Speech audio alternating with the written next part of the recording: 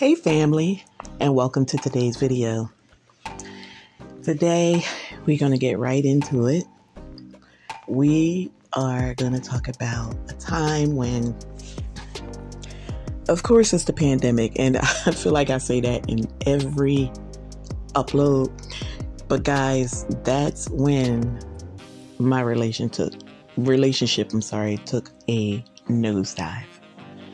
Everything was good up until then.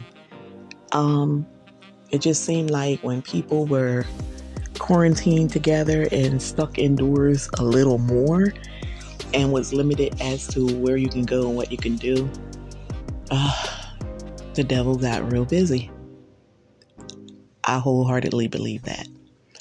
You saw things in the news where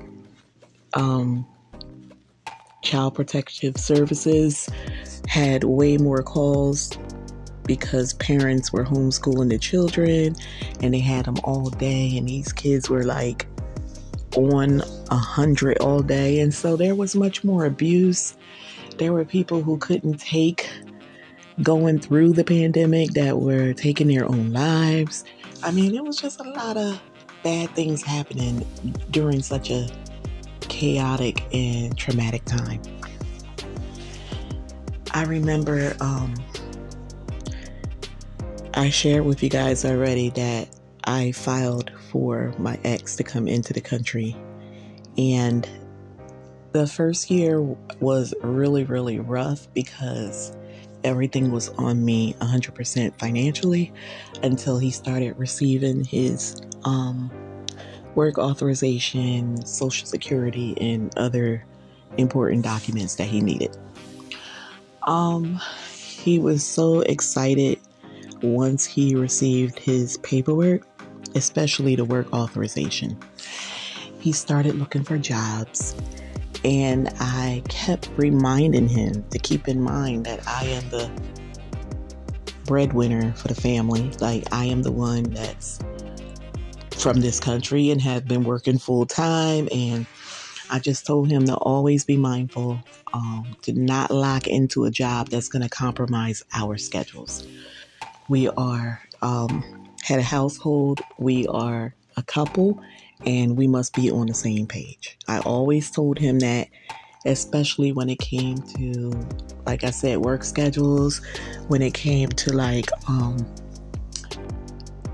taking care of the children, discipline, whatever. I always told him we are a team. We have to be on the same team. There cannot be anybody dividing us. And he acted like he was on board. He started his job search, and once he let his friends know that he had all his documents in place for working, everybody started wanting to get him hired at their job, and it was just a mess. It was getting very chaotic. Every time I looked up, he had another job application that he wanted me to help him fill out. And I mean, the times that he actually thought he could work around the clock. And I'm like, so when are you supposed to sleep? He was applying for jobs on all 3 shifts. And I kept saying to him, keep in mind that when you apply for these jobs and you commit to these hours, they have to work with our family dynamics.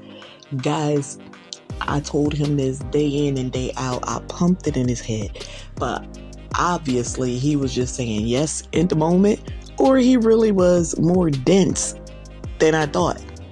Even though now I found out he really is dense. Again, every time I looked up, he was filling out applications for jobs, and every time he talked to the next friend, they like, no, don't go to his job, come to my job, I'll bring you an application, I'll get you right in. So he finally landed a job. Guys, he wasn't driving then, and this job was with taking public transportation. He had to take a bus over to the train station, and this is if I wasn't too busy to take him. And then he had to take that train 20 minutes into our main area here, a city called Camden. And then he had to take a river line, which is another train up north. And that train he was on for about 45 minutes. So this was way too much for somebody with a part-time job to be doing, right? So I had a full-time job and a part-time job at the time. And I told you guys I was homeschooling the kids and doing everything else and taking care of his eye surgery, all that good stuff. This part-time job was more or less on the weekends. And every weekend, once he took this job, he kept having me report to work late, or I had to transport the kids with me over to my job, and then he would meet me there and get the kids and take them back home. All of that was just an inconvenience. And I kept telling him, this is a problem. It is cold out now, and I'm not going to be having my baby sit in a car. No way, Jose. You just cannot be. And it wasn't even that he took the job. He was taking additional hours. Like, those people would come on the floor and tell him, we got overtime today. You guys can sign up. And there he go, putting his Johnny Hancock on somebody's clipboard. He didn't call me to make sure it was okay or to discuss anything. He just saw the opportunity to have extra dollars in his pockets, and that's what he did. Now, keep in mind, I keep telling y'all he was a rolling barber, so he made money regardless, even under the table, cutting hair every day. And this man would cut a substantial amount of heads in a given day. At one point, they were coming to my house. And then when I stopped that, he was going, like I said, to a place because they all were predominantly friends, and it was one location that they all hung, so they would take advantage of having their haircuts while they were all in one spot. Again, disregarding the fact that we were under quarantine orders.